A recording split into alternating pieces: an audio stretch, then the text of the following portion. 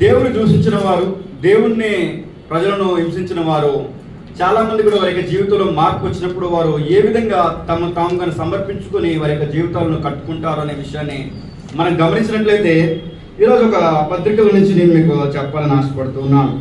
రోమా రాసిన పత్రిక అపోస్తుడైన పౌలు గారు రోమిలికి రాసిన పత్రికలో తాను దేవునికి ఏ విధంగా తాను సమర్పించుకున్నాడు, దేవుని ఏ విధంగా హైలైట్ చేస్తూ ఉన్నాడు అనే విషయాన్ని మనం తెలుసుకోబోతూ ఉంటున్నాం. రోమా రాసిన పత్రిక మొదటి అధ్యాయం 1వ వచనం మనం గమనించినట్లయితే, యేసుక్రీస్తు దాసుడును అపోస్తలుడుగా నుండుటకు పిలువబడిన వాడును. ఇక్కడ మనం ఒక్కొక్క వచనాన్ని మనం గమనించుకున్నాం. 1 నుంచి 7 వచనాలు మనం చదువుకుందాం. ఇక్కడ యేసుక్రీస్తు దాసుడును, ఇక్కడ అపోస్తలుడైన పౌలు గారు రాస్తూ ఉంటున్నాడు. ఇక్కడ దాసుడు అనే మాటకు గ్రీకులో డౌలాస్ అనే ఒక మాట యూజ్ చేయబడింది. బాండింగ్ అనే ఒక అర్థాన్ని ఇస్తూ ఉంటుంది. అంటే ఈ వ్యక్తి దేవునికి ఏ విధంగా బాండ్ అయ్యాడంటే, దేవుని యొక్క ప్రజలను హింసిస్తూ దేవుని ప్రజలను చంపివేయాలని యెరూషలేము నుండి తాకీదులు తీసుకొని సౌలుగా ఉన్నప్పుడు ప్రభుత్వం యొక్క అధికారం కింద ఆయన ఒక యూదుడై ఉండి ఈ వ్యక్తి ఎవరైతే కొత్త దేవుని పూజిస్తూ ఉన్నారు, కొత్త దేవుని ఆరాధిస్తూ ఉన్నారని యూదులు చెప్పినప్పుడు ఈ వ్యక్తి విని ఆ మాటలను ఆ యేసు ప్రభువు వారు ఎవరు, ఆ సంఘం ఏంటి అని ఆయన యెరూషలేము పట్టణం నుండి దమస్కు మార్గం వెళ్ళటానికి ఆయన ప్రయాణం అవుతూ ఉన్నప్పుడు ఈ యొక్క అపోస్తుడైన పౌలు సౌలుగా ఉన్నప్పుడు వారిని హింసించడకు, వాళ్ళని చంపివేటకు, ఈడ్చుకు వెళ్ళటకు ఆయన పూనుకొని ఉన్నప్పుడు దేవుడు ఎన్కౌంటర్ చేస్తూ ఉంటాడు. ఎన్కౌంటర్ అంటే దేవుడు దర్శిస్తూ ఉంటాడు.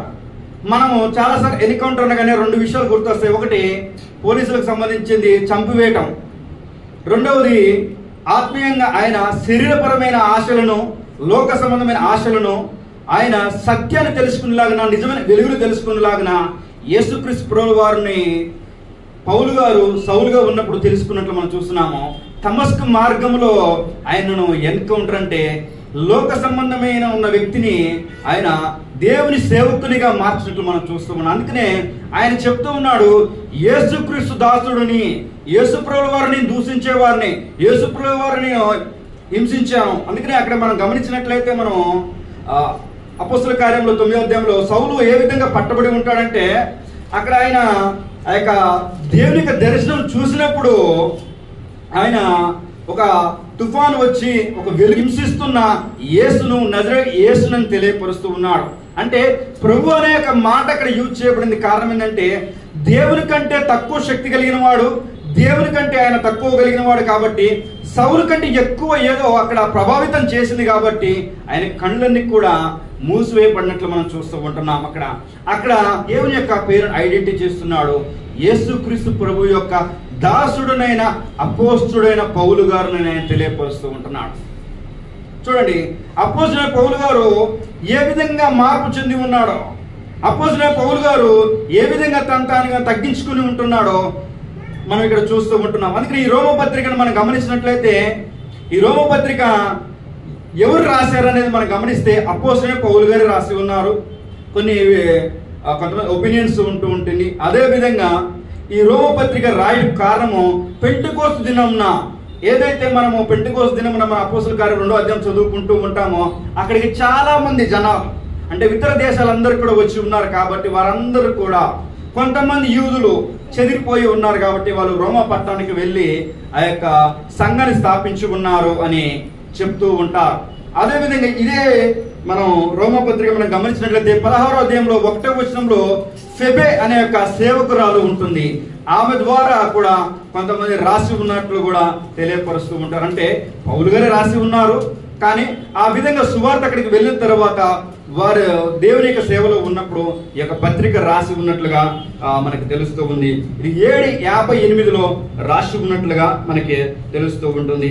ఇక్కడ మనం మొట్టమొదటిగా తాను తగ్గించుకుని నేను యేసుక్రీస్తు యొక్క దాసుడును, యేసుక్రీస్తు యొక్క సేవకుడును, యేసుక్రీస్తు యొక్క బానిసను అనే యొక్క మాటను ఇక్కడ తెలియపరుస్తూ ఉంటున్నాడు.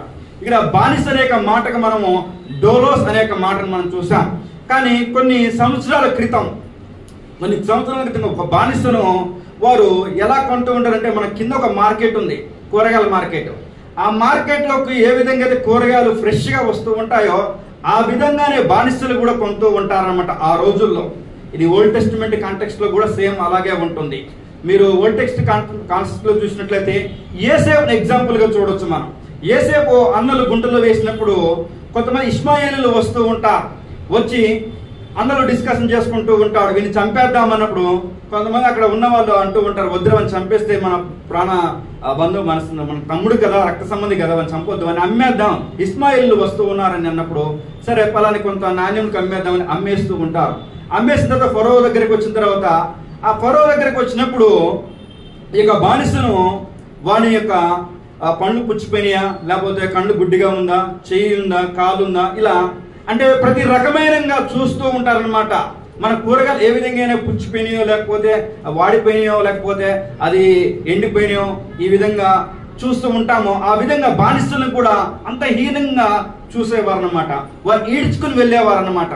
ఇక ఈ బానిసకు ఇంత కర్తవ్యం, ఇక ఈ బానిసకి ఇంత చేస్తామని ఆ విధంగా వాళ్ళు ఆ యొక్క బానిసను వాళ్ళు కొంటూ ఉన్నారు. అంటే అపోస్తలుడైన పౌలు గారి ఉద్దేశం ఏంటంటే, ఆయన జీవితంలో మనం చూసినట్లయితే సమస్తమును కూడా వ్యర్థంగా ఎంచుతాడు అనమాట. ఆయన జీవితాన్ని మొత్తాన్ని కూడా మనం చాలా సార్లు చూస్తూ ఉంటాం. అపోస్తలుడైన యొక్క జీవితంలో ఆయన తన జీవితాన్ని ఒక డస్ట్బిన్ గా, అంటే ఒక చెత్తగా ఎంచుకొని నేను క్రీస్తు కొరకు బతకాలి, క్రీస్తు కొరకు జీవించాలి, ఎందుకంటే నేను హింసకుడిని, దూషకుడిని, హానికరుడైన నన్ను ఈ క్రీస్తు, ఈ రక్షకుడు ఆయన హింసించిన తన బిడ్డలను కూడా ఆయన నన్ను రక్షించాడు, నన్ను దర్శించాడు, కాబట్టి నేను ఆయనకు దాసుడును, ఆయనకు నిన్ను బానిసను అని అక్కడ ఐడెంటిఫై చేస్తూ ఉంటున్నాడు. అందుకనే అక్కడ మనం చూస్తూ ఉన్నాం. ఎవరి నిమిత్తం ఐడెంటిఫై చేస్తున్నాడంటే మనం క్రీస్తు నిమిత్తం అక్కడ ఐడెంటిఫై చేస్తున్నట్టు మనం చూస్తూ ఉంటున్నాం. ఆయన యేసుప్రభుల వారిని హైలైట్ చేస్తున్నట్లుగా మనం చూస్తూ ఉన్నాం. రెండో విషయం మనం గమనించినట్లయితే అక్కడనే దేవుని సువార్త నిమిత్తం ఏ సువార్తనైతే అడ్డుకుంటూ ఉన్నాడో, ఏ సువార్తనైతే ఆయన తోసిపుచ్చాలనుకుంటున్నాడో, ఏ సువార్తనైతే గలిబిలి చేయాలనుకుంటూ ఉన్నాడో ఆ సువార్త నిమిత్తమే ఈ యొక్క అపోస్తలుడైన పౌలు గారు తాను తగ్గించుకున్నట్లు మనం చూస్తూ ఉంటున్నాం, తానుగాను బానిసగా చేసుకున్నట్లు మనం చూస్తూ ఉంటున్నాం అనే విషయాన్ని మనం అక్కడ చూస్తూ ఉంటున్నాం. అన్న రెండో వచనం కూడా చదువుతాం మనం.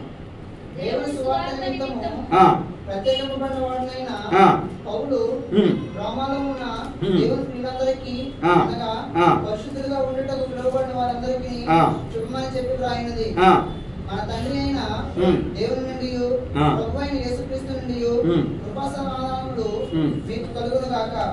దేవుడు తన కుమారుడును మన ప్రభువునైన యేసుక్రీస్తు విషయమైన ఆ సువార్తను పరిశుద్ధ లేఖనముల యందు తన ప్రవక్తల ద్వారా ముందు వాగ్దానం చేసెను. యేసుక్రీస్తు శరీరం బట్టి దావీదు సంతానముగాను నుండి పరిశుద్ధమైన ఆత్మను బట్టి దేవుని కుమారుడుగాను ప్రభావంతో నిరూపింపబడెను.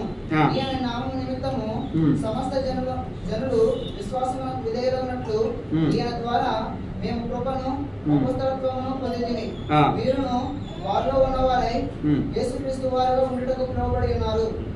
చాలా ఇక్కడ మనం రెండు విషయాలను మనం పర్టికులర్ గా మనం చూడటానికి ప్రయత్నం చేద్దాం. మొట్టమొదటిగా ఆయన తన దాసుడిగాను కనపరుచుకున్నట్టు మనం చూస్తూ ఉన్నాం. రెండవది సువార్త. ఏ సువార్త అనేది మనం గమనించినట్లయితే యేసుక్రీస్తు ప్రభువుల వారు ఈ లోకానికి దిగి వచ్చింది శరీరధారిగా ఆయన దావీదు సంతానంలో వచ్చి ఉన్నాడు. ఆయన యొక్క జననము, ఆయన యొక్క మరణము, ఆయన యొక్క పునరుద్ధానము గురించి ఆయన తెలియపరుస్తూ ఉంటున్నాడు. ఏంటండి, ఆయన యొక్క జననం గురించి ఆయన తెలియపరుస్తూ ఉంటున్నాడు, ఆయన యొక్క మరణం గురించి ఆయన తెలియపరుస్తూ ఉన్నాడు, ఆయన యొక్క పునరుద్ధానం గురించి కూడా ఇక్కడ తెలియపరుస్తూ ఉంటున్నాడు. ఇది యూదులకు ఒక్కరికే కాదు, ఇది ఒక దేశానికి సంబంధించిన వ్యక్తులకే కాదు, కానీ ఇదాక ఎవరైతే దేవుణ్ణి తెలుసుకోకుండా ఉన్నారో, ఎవరైతే దేవుని ఎరుక్కోకుండా ఉన్నారో, ఎవరైతే లోకానుసారంగా జీవిస్తూ ఉంటున్నారో వారందరికి చెప్పుటకు దేవుడు నన్ను ప్రత్యేకంగా ఎన్నుకున్నాడు ఈ సువార్త నిమిత్తం అంటూ ఆయన తెలియపరుస్తూ ఉంటున్నాడు. అందుకనే అపోస్తలుడైన పౌలు గారిని అన్యులకు ఆయన సువార్థికుడుగా దేవుడు ఏర్పరచుకున్నట్టు మనం చూస్తూ ఉన్నాం. అందుకనే ఇక్కడ యేసుక్రీస్తు ప్రభువు వారు ఆయన దావీదు యొక్క సంతానములోనికి వచ్చి ఉన్నాడని ప్రవచనాన్ని ఎత్తి ఆయన తెలియపరుస్తూ ఉన్నారు. పాత నిబంధన గ్రంథంలో ఏదైతే ప్రవచనం ఉందో ఆ ప్రవచనాన్ని తెలియపరుస్తూ ఆయన ఇక్కడ చూపిస్తూ ఉన్నాడు. అందుకనే యేసు యొక్క జననం గురించి తెలియపరుస్తూ ఉంటున్నాడు, యేసు యొక్క మరణం గురించి తెలియపరుస్తూ ఉన్నాడు, యేసు యొక్క సమాధిని గురించి తెలియపరుస్తూ ఉంటున్నాడు, యేసుక్రీస్తు యొక్క పునరుద్ధానం గురించి తెలియపరుస్తూ ఉంటున్నాడు. ఈ సువార్త నిమిత్తమే అపోస్తలుడైన పౌలు గారు తాను తగ్గించుకొని దాసునిగాను బానిసగాను ఆయన ఈ లోకంలో జీవించినట్లు మనం చూస్తూ ఉంటున్నాం. మొట్టమొదటిగా తాను దాసునిగా కారణము ఆయన దేవుడు ఎప్పుడైతే దర్శించి ఉన్నాడో ఆ దర్శనాన్ని బట్టి ఆయనలో మార్పు అనేది కలిగి ఉంది. ఆయన ఏదైతే హింసించాలనుకున్నాడో, ఏదైతే క్రైస్తవులు చంపివేయాలనుకునే ఆలోచన కలిగి ఉన్నాడో అప్పుడు దేవుడు దర్శించినప్పుడు తాను దాసునిగా మారిపోయినట్టు మనం చూస్తూ ఉంటున్నాం. మారిన తర్వాత ఈ క్రీస్తు గురించి ఈయన నన్ను మార్చాడు కదా, ఈ మార్చిన నన్ను నేను సాక్షిగా ఉండాలంటూ ఆయన సువార్తను ప్రకటించడం కొరకు ఆయన బయలుదేరినట్లు మనం చూస్తూ ఉంటున్నాం. చూడండి, ఇక్కడ మనం గమనించినట్లయితే మన మాట విశ్వాసం విధేయత చూపించిన వ్యక్తులుగా మనం ఉన్నాం. అన్ని జనులు ఎవరైతే ఉన్నారో వారందరికీ కూడా సువార్త చెప్పుటకు అపోస్తలుడైన పౌలు గారు ఆయన మరి తను తగ్గించుకున్నట్లు మనం చూస్తూ ఉన్నాం. ఇక్కడ తాను ప్రత్యేకంగా దేవుని చేతనే అపోస్తలత్వం పొందినట్టు మనం చూస్తూ ఉన్నాం. మన అపోస్తలు అనే మాట మనం గమనించినట్లయితే సువార్తల్లో ఆ యొక్క 12 మంది శిష్యులకు మాత్రమే ఇవ్వబడింది. కానీ దేవుడే తను దర్శించినప్పుడు దేవుడే అతనికి పేరు పెట్టినట్టు మనం చూస్తూ ఉంటున్నాం, దేవుడే ప్రత్యేకపరిచినట్టు మనం చూస్తూ ఉంటున్నాం. మనం ఏదైనా ఆశీర్వాదం పొందుకోవాలంటే, ఏదైనా మనం దీవెనలు పొందుకోవాలంటే మనం మొట్టమొదటి మన జీవితంలో జరిగే విషయం ఏంటి తెలుసా? సపరేటర్ అంటే వేరుపరచటం.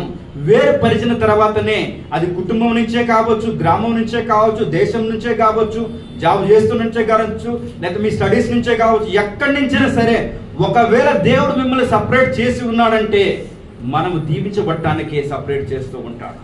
మనల్ని ఆయన ఎందుకున్నాడు, ఏర్పరచుకున్నాడు అని మనం అర్థం చేసుకోవాలి. అందుకనే అపోస్తలుడైన పౌలు గారిని దేవుడు ఏర్పరచుకున్నట్లు మనం చూస్తూ ఉంటాం, తన దాసుడిగా ఉన్నట్లు మనం చూస్తూ ఉన్నాం. ఆ సువార్త నిమిత్తము ఆయనను వేరుపరిచినట్లుగాను సపరేటెడ్గా ఉన్నట్లు మనం చూస్తూ ఉన్నాం. అందుకనే మనం ఆఖరి విషయం మనం గమనించినట్లయితే మీరు వారిలోనూ ఉన్నవారును యేసుక్రీస్తు వారిగా ఉండటకే పిలువబడి ఉన్నారనే విషయాన్ని ఇక్కడ తెలియపరుస్తూ ఉంటున్నాడు. చూడండి, అంటే మనము ఐడెంటిఫై మళ్ళా తెలియపరుస్తూ ఉంటున్నాడు. మొట్టమొదటిగా నేను యేసుక్రీస్తు యొక్క దాసుడై ఉన్నానని తెలియపరుస్తూ ఉన్నాడు. నేను సువార్త నిమిత్తము ఆ సువార్త అంటే యేసు యొక్క జననము, ఆయన యొక్క మరణము, ఆయన యొక్క సమాధి, ఆయన యొక్క పునరుద్ధానం గురించి సువార్త ప్రకటించడకు నేను అన్యుల్లో ఆయనకు ప్రత్యేకంగా ఏర్పరచబడిన వ్యక్తిగా నేను ఉన్నాను అని తెలియపరుస్తూ, నేను నాకు అపోస్తలత్వము నాకు ఎవరు ఇవ్వలేదు, కానీ అపోస్తలత్వము నజరుడైన యేసు మాత్రమే నాకు అనుగ్రహించాడంటూ దర్జాగా ఆయన తెలియపరుస్తూ ఉంటున్నాడు. అదేవిధంగా ఆయన యొక్క దేవునికి ప్రత్యేకంగా మనం పిలువబడి ఉన్నాము అనే విషయాన్ని కూడా ఆయన తెలియపరుస్తూ ఉంటున్నాడు. మనం 3 విషయాలు ఇక్కడ గమనించాలి. మొట్టమొదటిగా మనము అపోస్తలుడైన పౌలు గారు హింసకుడు దూషకుడై ఉండి కూడా తన దేవుని చేత పడబడిన తర్వాత ఆయన తను తగ్గించుకొని నేను దాసుని బానిసను, నేను యేసుక్రీస్తు యొక్క దాసుని అని తెలియపరుస్తూ ఉన్నాడు. ఎందు నిమిత్తం నేను దాసుని అయ్యానంటే యేసుప్రభుల వారు నా కొరకు చనిపోయారు, యేసుప్రభుల వారు నా కొరకు సమాధి చేయబడ్డారు, యేసుప్రభుల వారు నా కొరకు ఆయన పునరుద్ధరణ తిరిగి లేచి ఉన్నాడు. ఎందుకంటే ప్రవచనం ఆల్రెడీ చెప్తూ ఉన్నాడు ఆయన. ఎందుకంటే దావీదు సంతానంలో వచ్చి ఉన్నాడని రాయబడి ఉంది. ఇక్కడ దావీదు సంతానంలో శరీరధారి ఈ లోకానికి వచ్చి ఉన్నాడు అని మనం చూస్తూ ఉన్నాం. యూదులు ఎదురు చూసేది మెస్సయ్య కొరకు ఎదురు చూస్తున్నారు కాబట్టి ఆ మెస్సయ్య ఏనే, ఆ రక్షకుడు ఏనే, ఆ విమోచకుడు ఏనే అని ఆయన తెలియపరుస్తూ ఈయన సువార్తను ప్రకటించటమే నా యొక్క జీవితం అంటూ ఉన్నట్లు మనం చూస్తూ ఉన్నాం. ఆయన యూదులకేమీ చెప్పలేదు, లేదా కొంత సమాజానికే చెప్పలేదు, కానీ ఆయన దేవుడు ఏర్పరచుకున్న అన్యులందరికీ, అసలు అన్యులంటే దేవుడు ప్రజలకు అంటే యూదులకి నచ్చదనమాట. ఎందుకంటే దేవుని ప్రజలు పవిత్రంగా ఉంటారు, అన్యులు విగ్రహారాధన ఉంటారు, అదేవిధంగా అపవిత్రంగా ఉంటారంటూ కూడా మనం చాలాసార్లు కూడా బైబిల్ గ్రంథంలో చూస్తూ ఉంటాం, యూదులకి అన్యులకి. కానీ దేవుడు ఆ యూదుల నుంచే అన్యుల కొరకు ఏర్పరచుకున్నాడంటే దేవుని యొక్క ప్రణాళిక ఉద్దేశము ఎంత ప్రాముఖ్యమైనది అనేది ఇక్కడ మనం చూస్తూ ఉంటున్నాం. ఇక్కడ అపోస్తలుడైన పౌలు గారు తను తగ్గించుకొని దాసుడిగా ఉన్నట్లు మనం చూస్తూ ఉన్నాం. ఆ దాసుడు కాటానికి దేవుడు అతను దర్శించాడు కాబట్టి ఆ దర్శనాన్ని బట్టి సువార్త నిమిత్తము తన ప్రాణాలను పెట్టుటకు కూడా సిద్ధమై ఉన్నాడు కాబట్టి తన ప్రాణం నిమిత్తము ఆయన తన ప్రాణం కొరకైనా కూడా దేవుడు యేసుప్రభువు పెట్టి ఉన్నాడు కాబట్టి ఆయన కూడా నా ప్రాణం పోయినా పర్వాలేదు, నేను ఆయనకి సేవ చేస్తానంటే ఆయన ఉన్నట్లు మనం చూస్తూ ఉన్నాం. ఆయన దేవునికి సేవ చేసినట్లుగాను యేసుప్రభువు యొక్క సువార్తను ఆయన ప్రకటించినట్లు మనం చూస్తూ ఉన్నాం. అందుకనే మనము యేసుక్రీస్తు వారుగా ఉండుటకు పిలువబడిన వ్యక్తులుగా మనం ఉన్నాం. అపోస్తలుడైన పౌలు గారు ఏ విధంగా అయితే పిలువబడి ఉన్నాడో మనము కూడా యేసుక్రీస్తు ప్రభువు వారికి మనం కూడా సువార్త ప్రకటించే వ్యక్తులుగా ఉన్నాం. మనం కూడా సువార్తను ప్రచురించే వ్యక్తులుగా ఉన్నాం. మనం కూడా సువార్తను వెదజల్లే వ్యక్తులుగా ఉన్నాం అనేది ఇక్కడ మనం ఆలోచించుకోవాలి. అందుకనే విషయాలు మీరు గమనిస్తారని నేను మనవి చేస్తూ ఉన్నాను. ప్రార్థన చేసుకున్నాను.